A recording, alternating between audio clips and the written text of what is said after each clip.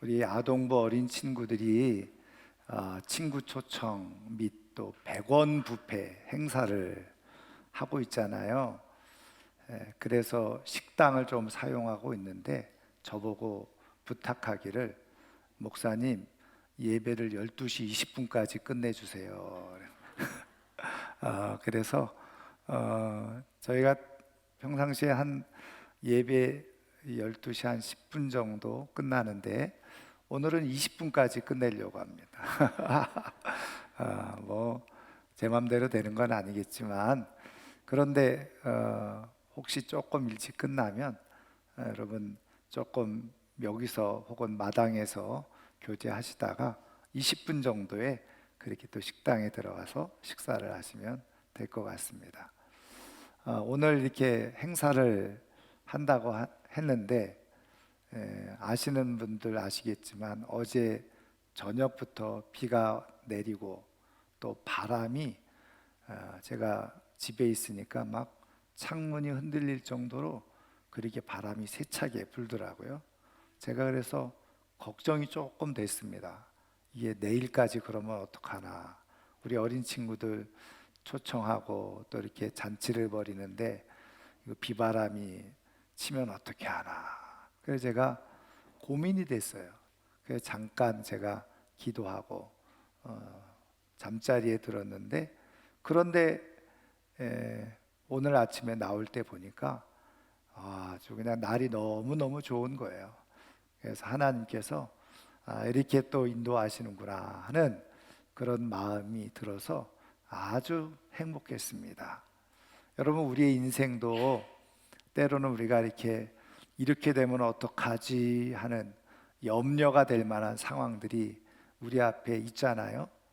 그런데 우리 하나님께서는요, 그 염려 가운데 우리의 기도를 들으시고 모든 상황과 환경을 바꾸실 수 있는 분이 바로 우리 하나님이신 줄 믿습니다.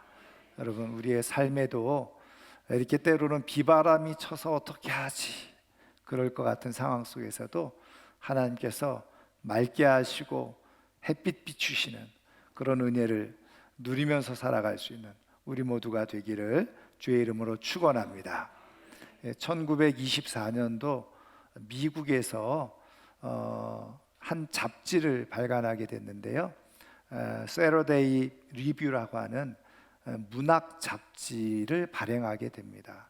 근데 지금까지도 이 잡지는 많은 미국인들에게 가장 많이 읽혀지고 있는 그런 잡지 중에 하나인데요, 거기에 문학에 관한 많은 내용들이 소개되어져 있어서 사람들이 즐겨보고 있다는 겁니다. 그런데 한 번은 이 그 잡지의 편집장인 노만 카슨이라고 하는 분의 글이 그 책에 소개된 적이 있는데, 그 소개된 이유가 어떤 거냐, 이런 겁니다. 이 노만 카슨이라고 하는 편집장이 다리가 아파서 병원에 갔더니 관절염이라고 하는 진단을 받은 거예요. 그게 당장의 생명과 목숨에는 지장이 없지만 삶을 살아가는데 관절염, 무릎이 아픈 거 얼마나 불편하고 힘이 듭니까?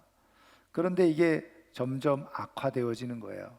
그래서 조금이라도 걸을 수 없는 그런 지경에 놓여져 있게 됐죠. 그래서 병원의 의사의 그런 진단은, 이거는 관절염은 완치라는 게 없다. 그러면서 완치되는 경우가 간혹 하나 있는데 완치율이 0.2%. 그러니까 1000명 중에 한두 명 뭐 이 정도 나을까 말까 한 그런 병이라는 거예요. 그러니까 이 노만 카슨이라고 하는 이분이 얼마나 실망이 됐겠습니까? 그래서 낙심 중에 마음이 우울해지고, 그래서 병원에 입원해서 어쨌든 치료할 수 있는 방법대로 치료를 하고 있는데, 뭐 이것저것 정신은 말짱하고 다른 데는 다 성한데 무릎만 그러니까 할 수 없이 이 책 저 책을 그곳에서 보게 된 겁니다. 그 보다가 건강 잡지를 보게 되어졌는데 거기에 이런 글귀가 있었던 거예요. 부정적인 생각을 하게 되어지면 그 부정적인 생각이 건강에도 나쁜 영향을 미치게 됩니다. 그러나 반대로 긍정적인 생각을 하게 되어지면 그 긍정적인 생각이 몸 안에 있는 면역 기능을 증진시키고 몸 안에 일어나는 염증을 억제하는 그러한 살균 작용이 일어나게 되어져서 건강한 몸을 유지하면서 살아갈 수 있다라고 하는 글귀를 읽게 됩니다. 뭐 평상시에 들어서 알고 있는 거지만 왠지 그 글귀가 이 사람 마음에 쑥 들어온 거예요. 그래서 그래, 내가 이제부터는 부정적인 생각을 다 빼버리고 긍정적인 생각을 하면서 내가 지내야 되겠다. 그리고서 뭐 뉴스라든지 텔레비전 뭐 프로그램, 드라마라든지 뭐 영화라든지 책들이든지 이런 모든 것에서 부정적인 생각을 갖게 하는 것들은 다 빼버린 거예요. 그리고 그것을 보지도 않은 겁니다. 그리고 마음을 기쁘게 하고 즐겁게 하고 긍정적인 생각을 줄 만한 그런 영화, 드라마, 그 다음에 그런 책들, 그런 거를 보게 됐어요. 그리고는 전 도움을, 협조를 요청하기를 의사나 간호사, 자기를 진료하기 위해서 오는 의사나 간호사, 심지어는 가족들, 또 자기를 찾아 방문하는 친구들, 모든 사람들에게 협조를 요청하기를 내 앞에서는 뭐 어떤 부정적인 얘기도 하지 말아달라. 그리고 긍정적인 얘기만 자기에게 들려달라. 이렇게 요청을 했다는 겁니다. 그러니까 전 주변에 의사를 비롯한 사람들이 저렇게 유난을 떤다 그러면서 또 뒤에서 비웃고 조롱하는 사람도 있고, 그래 어떻게 되나 보자 하는 사람들도 있고 말이죠. 뭐 가지각색의 사람들이 있는 거예요. 그런데 어쨌든 이 노만 카슨이라고 하는 이 편집장이 그 문구를 따라서 계속 긍정적인 생각을 하고 긍정적인 자료를 자기 마음에 담기 시작해요.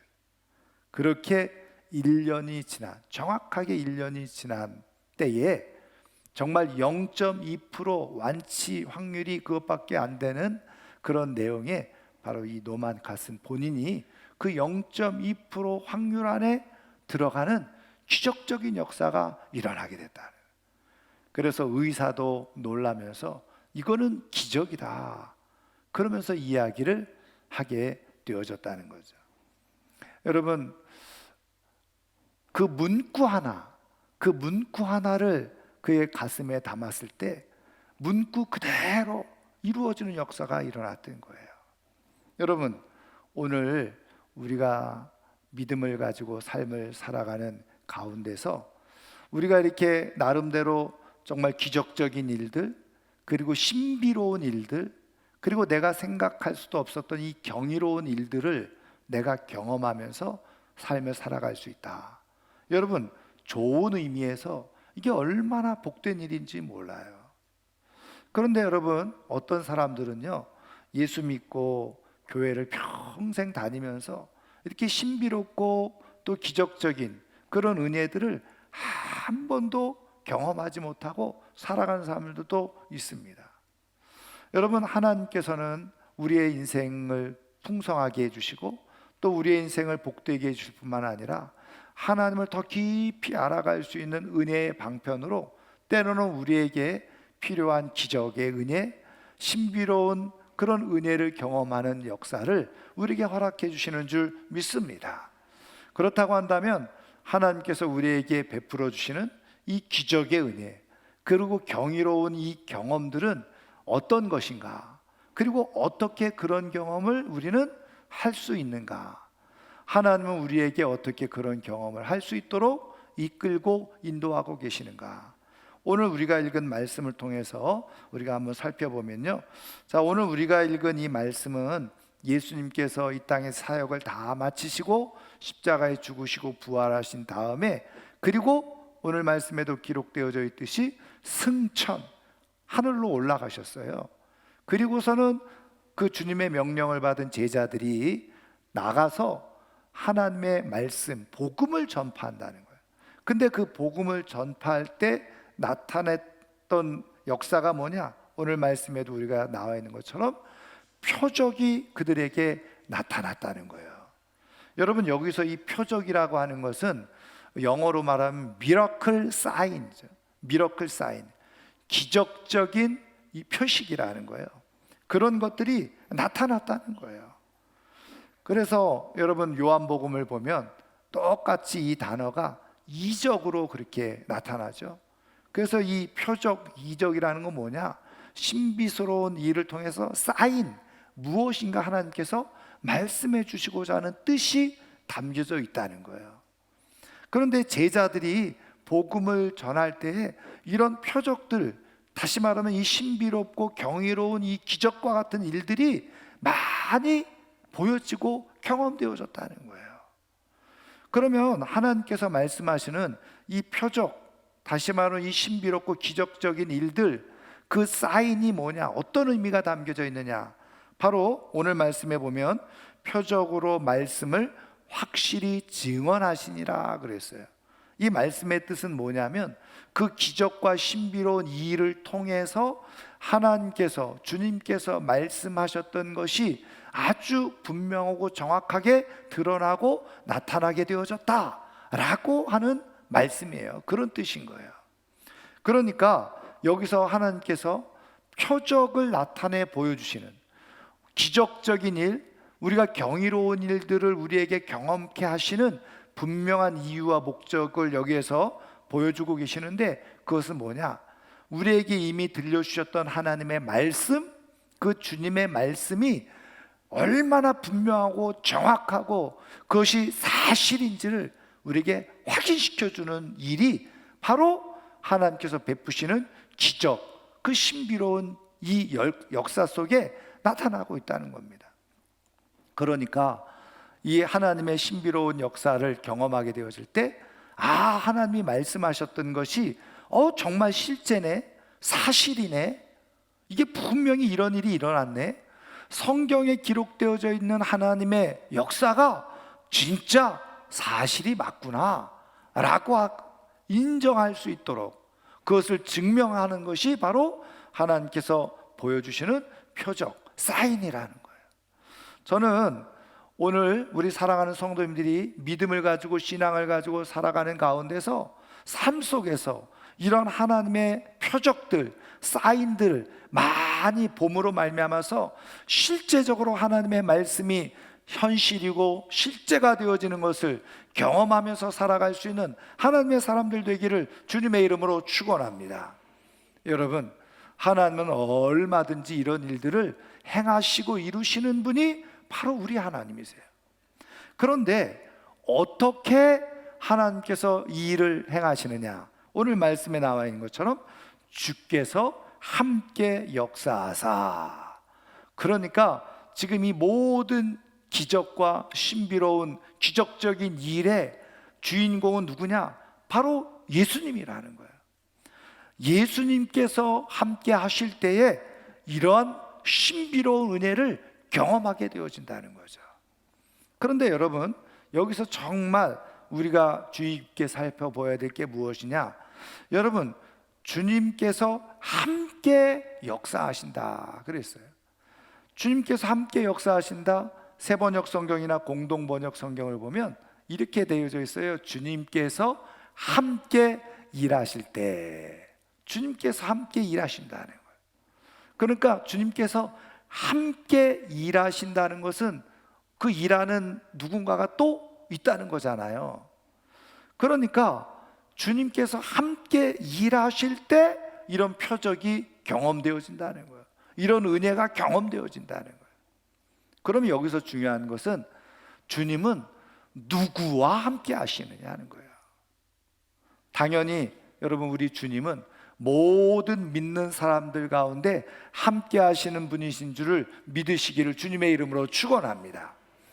그래서 주님은 모든 사람들과 함께 하시지만, 근데 더 중요한 건 뭐예요? 함께 일하시는 사람이 있다는 거예요. 모든 믿는 사람들과 함께 계시지만 주님이 함께 일하시는 현장이 있다는 거예요. 함께 일하시는 사람이 있다는 거예요. 그럼 누가, 어떤 사람과 주님께서 함께 일하시느냐? 오늘 말씀에 그대로 나와 있듯이 제자들이 나가 두루 전파할세. 한마디로 말하면 복음을 가지고 사람들에게 나가서 복음을 전파하는 사람들과 주님이 함께 하시고 그 사람들과 함께 일하신다는 거예요. 여러분, 말씀드린 것처럼 주님은 모든 믿는 사람들과 함께 하시고요, 언제 어디서든지 주님이 동행하세요. 그런데 그 주님의 동행 속에서 주님이 함께 일하심으로 말미암아서 기적을 경험하는 경우는 언제가 가장 많으냐? 주님께서 말씀하신 그대로 명령에 순종을 해서 복음을 전할 때 주님이 함께 일하고 계신다는 것을 직접 경험하고 그 경험이 기적으로 나타나고 말씀이 실제로 이루어지는 것을 경험하는 역사가 나타나게 되어진다는 거예요.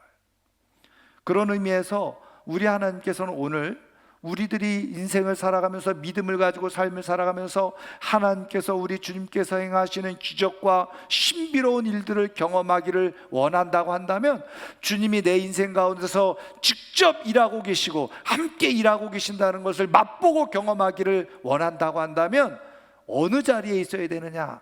복음을 전하는 현장에 있어야 된다는 거예요. 여러분, 말씀드린 것처럼 주님은 누구든지 믿는 사람들과 함께 계시고 또 함께 일하기도 하세요. 그러나 말씀한 것처럼 주님이 기뻐하시는 복음 전하는 일, 이 일을 하는 사람들과 함께 일하기를 더 기뻐하시고 그들을 통해서 나타나기를 주님은 더 좋아하신다. 확률적으로 복음을 전하는 일에 주님이 함께 일하시는 것을 더 많이 경험할 수가 있고, 그것을 통해서 하나님께서 우리의 인생에 이루시는 말씀이 실제가 되어지는 그런 기적적인 경험을 하면서 살아갈 수 있다는 것을 말씀해 주고 있는 거예요.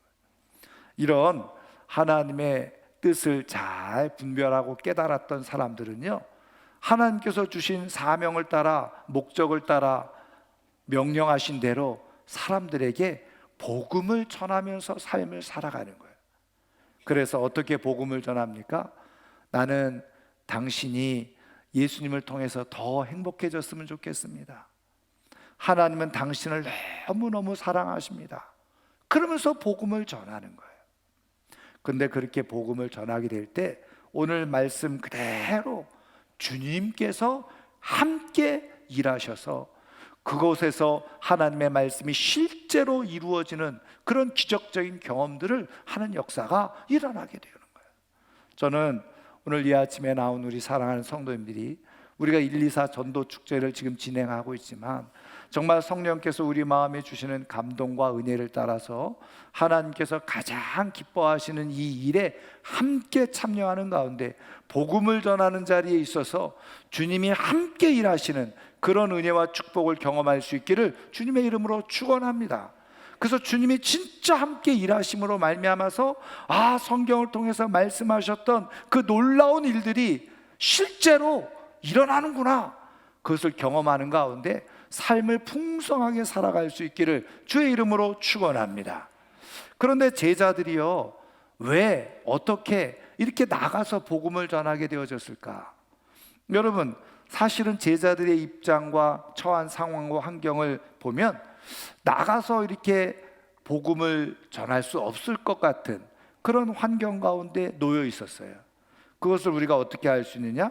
여러분, 19절 말씀해 보시면 예수께서 말씀을 마치신 후에 하늘로 올려지사 하나님 우편에 앉으시니라 그랬어요. 보세요, 우리가 잘 아는 것처럼 3년 혹은 3년 반 동안 제자들이 예수님과 동행했죠. 그때도 예수님께서는 제자들을 훈련시켜서 전도하라고 파송을 보낼 때가 있었죠. 근데 그때 제자들은 열심히 가서 복음을 전하고 하나님 나라를 전했어요. 그때도 이들이 기적을 맛보고 은혜를 경험했잖아요. 근데 그때는 아주 생생하게 그들 곁에 누가 있다는 걸 이들이 알고 있었어요? 그렇죠, 예수님이 함께 계셨어요. 그래서 예수님이 실제로 육체적으로 그들 가운데 함께 있으면서 그들을 격려하시고 응원하시고, 성경 표현대로 보면 그들에게 권세도 주시고 그들을 지켜주시고 보호하시면서 그들에게 이 사명을 주셨다. 그러니까 그때는 제자들이 예수님이 가라 그래도 자신 있게 막 갈 수 있었어요. 왜? 그 모든 것들을 지켜보고 계시는 주님이 함께 계셨기 때문에. 그런데 지금은 상황이 완전히 달라진 거예요. 예수님께서 부활하신 다음에 제자들과 40일 동안 함께 있은 다음에 어떻게 해요? 성경의 사도행전 1장이 기록된 대로 제자들이 보는 데서 그대로 하늘로 올려가셨잖아요. 그리고 오늘 말씀대로 하나님 보좌 우편에 앉아 계셨던 거예요. 그러니까 육신적으로 보면요, 이제는 더 이상 예수님은 그들과 함께 있지 않은 거예요. 예수님의 부재 현상이 일어난 거예요. 여러분 한번 생각을 해보세요. 무엇인가 내가 누군가를 통해서 내가 그 명령을 받고 지시를 받고 그것을 행하고자 했을 때 그 명령한 사람이 딱 지켜보고 있고 일일이 체크하고 있으면 하기 싫어도 하는 흉내라도 내고 하잖아요. 그런데 그렇게 지켜보는 사람이 만약에 없다 그러면 할 수 있겠습니까? 그런데다가 지금 이렇게 복음을 전하다가 당하는 일이 있고 어려움이 생기면, 그전에는 예수님이 곁에 계시고 함께 계시고 예수님에게 가서 요청을 하면 예수님의 권능과 능력으로 지켜주시고 보호해주시고 도와주시기도 했지만, 지금은 육신적으로 예수님이 보이지 않아요. 예수님이 부재한 것을 제자들이 다 알게 되어졌어요. 그런데 제자들이 어떻게 나가서 복음을 전했냐는 거예요. 여러분, 어쩌면 우리들 같으면 예수님이 안 계시네, 예수님이 보이지도 않는데 우리가 굳이 예수님이 뭐 하라고 했다고 해서 이 일을 할 필요가 뭐 있어? 만약에 이 일을 하다가 무슨 일을 당하면 내가 어떻게 하라고? 주님도 안 계시는데. 그리고 안 할 수도 있고 하지 못할 수도 있지 않았겠어요? 그런데 제자들은 주님이 눈에 보이지 않고 주님이 함께 하지 않는 것처럼 보여지는 가운데서도 나가서 전파했다는 거예요. 여러분, 제자들이 이렇게 할 수 있었던 이유가 무엇이었습니까? 우리가 사도행전을 읽어보면 그 이유를 정확하게 알 수 있죠. 예수님이 올라가시면서 예루살렘을 떠나지 말고 너희가 모여서 기도하라. 그리고 하나님의 약속한 때가 되어지면 성령을 너희들에게 부어주게 될 것이고, 그 성령이 너희들에게 임하게 되어질 때 너희들이 권능을 받고 그리고 나가서 복음을 전하게 될 것이다. 예수님이 말씀해 주신 거예요. 그래서 사도행전 1장에 보니 제자들이 어떻게 해요? 모여서 기도하다가 진짜 예수님께서 말씀해 주신 그대로 하나님의 영이시고 예수님의 영이신 성령님이 그들 가운데 임하게 되어지고, 그 성령님의 능력으로 그리고 성령님의 인도하심으로 나가서 복음을 전하는 역사가 일어나요. 그런데 그 복음을 전했을 때 그들이 느끼지 못하고 깨닫지 못하는 순간에 눈으로 보이진 않지만 누가 함께 계셨느냐? 주님이 함께 역사하시고 주님이 함께 일하시더라는 거예요.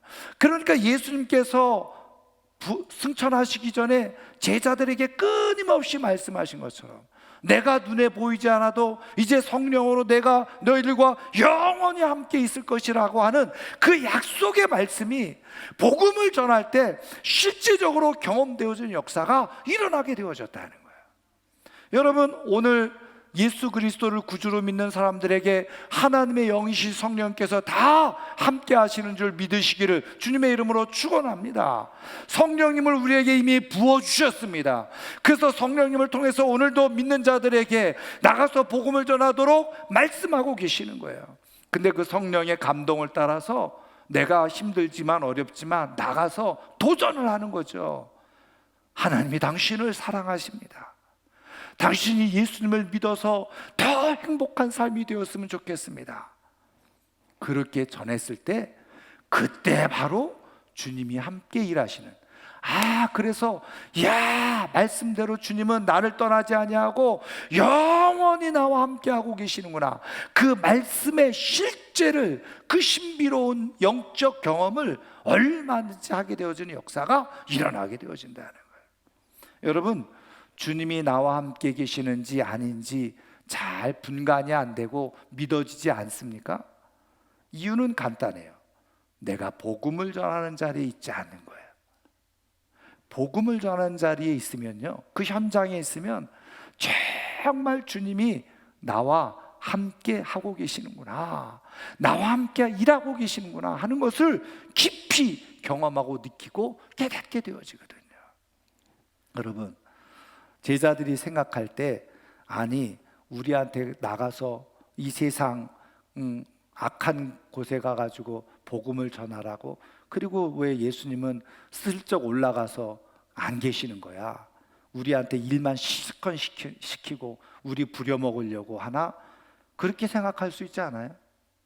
여러분, 우리가 자칫 오해하기 쉬운 것 중에 하나, 바로 주님께서 우리에게 복음을 전하라고 하는 것, 우리에게 뭔가 일 시켜 먹으려고 하고 우리를 힘들게 하고 고탕 먹이려고 하는 것처럼 생각할 때가 있어요.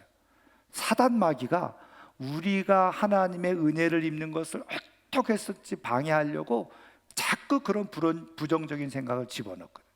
그런데 여러분, 오늘 말씀대로 하면 정말 주님께서 우리에게 복음을 전하라고 말씀하시는 이유가 뭐예요?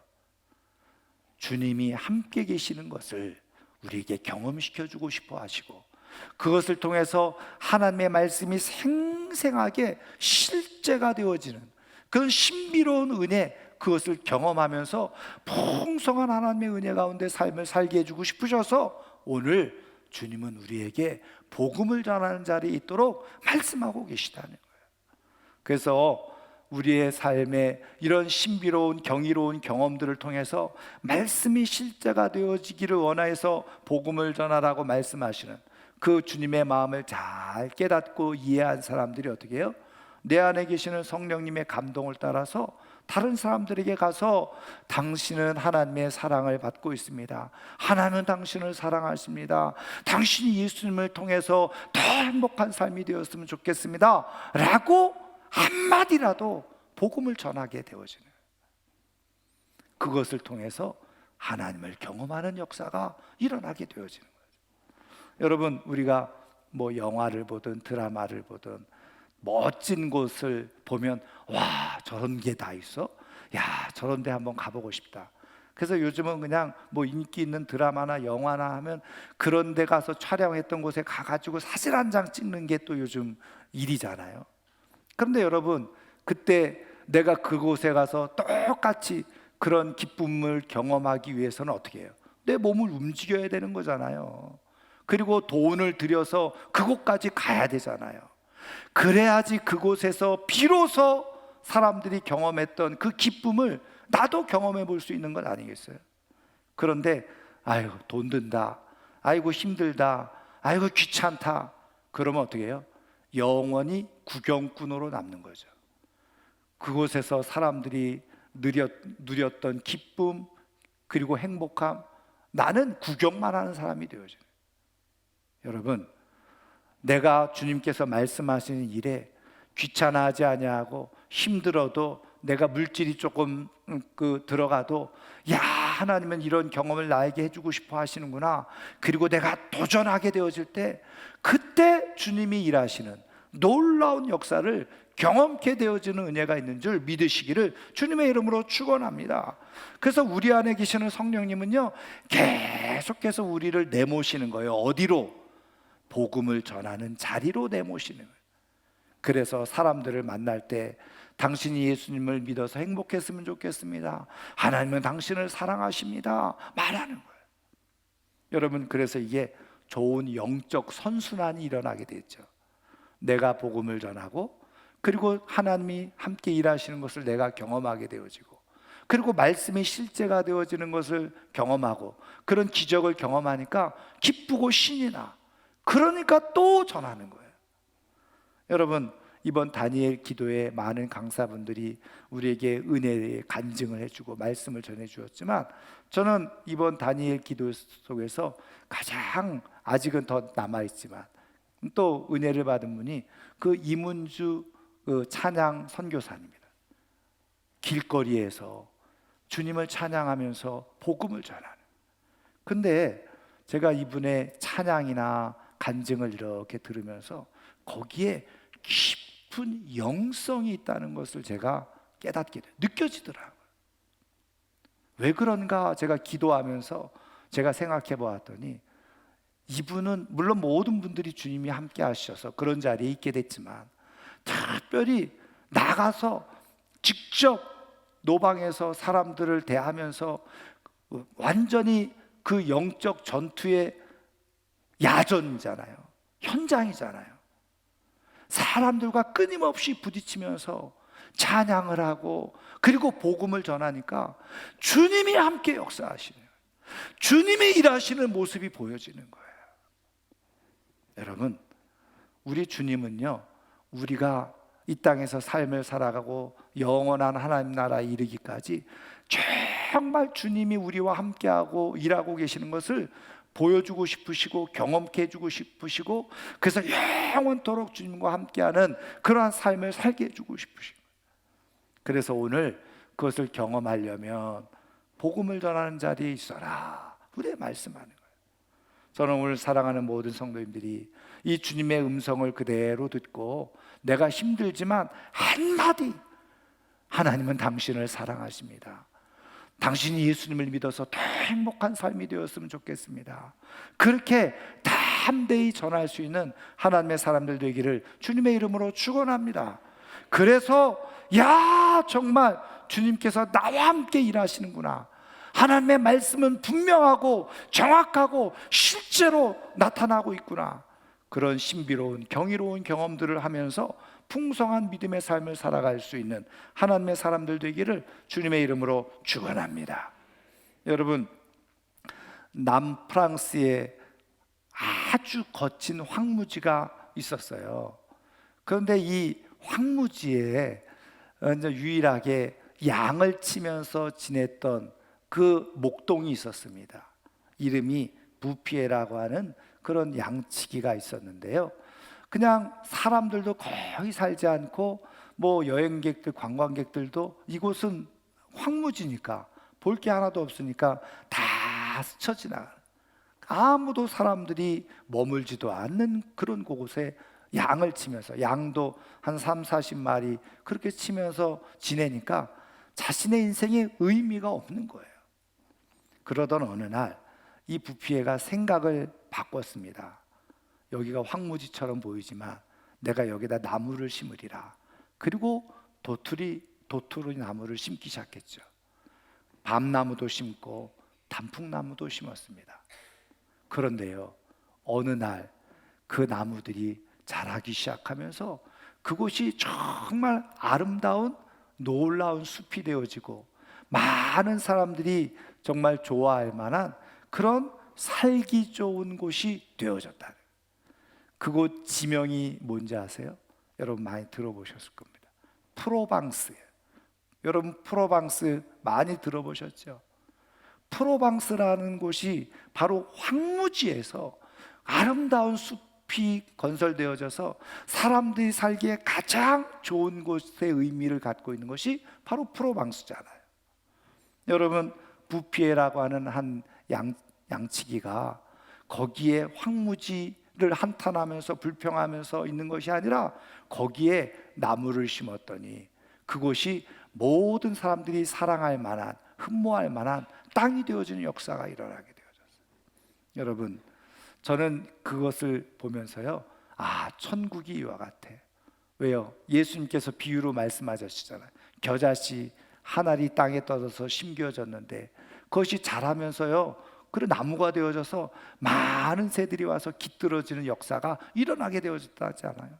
여러분, 오늘 내가 전한 한마디, 그것이 겨자씨와 같아서 그 사람들의 영혼과 마음에 심겨지게 될 때 거기에 하나님 나라 천국의 역사가 일어나는 줄 믿으시기를 주님의 이름으로 축원합니다. 주님이 함께 일하실 때 그 사람들의 영혼에 천국이 일어나게 되는 역사가 일어나게 되어지는, 말씀을 이제 마치려고 하는데요, 일본의 군마현이라고 하는 곳에 가면 아시오 광산이 있습니다. 아주 오래전부터 개발되어진 광산인데 거기서 채취되어지는 것이 구리였습니다. 구리. 그러니까 구리광산이죠. 그런데 어느 날부터인가 이 그 광산 주변에 있는 나무들이 점점 말라서 죽어가는 거예요. 그리고 그 광산 옆으로 흐르는 그 물이, 그 물에 물고기들이 다 죽어가는 것이었습니다. 그리고 거기에 살고 있었던 사람들도 시름시름 그냥 병을 앓고 죽어가는 거예요. 그래서 일본 당국에서 조사를 했잖아요. 그래서 조사를 하고 났더니 그 구리를 캐내 가지고 구리로 재련을 하잖아요. 구리만 만들어내잖아요. 그 과정 속에서 이산화황이라든지 오염물질이 엄청나게 배출되는 거예요. 근데 그걸 모르고 계속 그 일을 해오니까 그 일대가 다 황폐화되어지는, 생물들이 살아갈 수 없는 그런 땅이 되어져 버린 거예요. 그래서 사람들을 다 철수시키고 그것을 버려진 땅, 죽은 땅이 되어진 거예요. 그런데 한 사람이 그 땅에 가서 나무를 심기 시작하는 거예요. 근데 이미 땅이 다 오염되어져서 나무를 심으면 죽고 나무를 심으면 죽고, 그러니까 사람들이 아유 저 어리석은 사람, 아니 저기 가서 나무 심어봤자 그 땅은 죽는 땅인데 저 고생을 왜 하고 있어?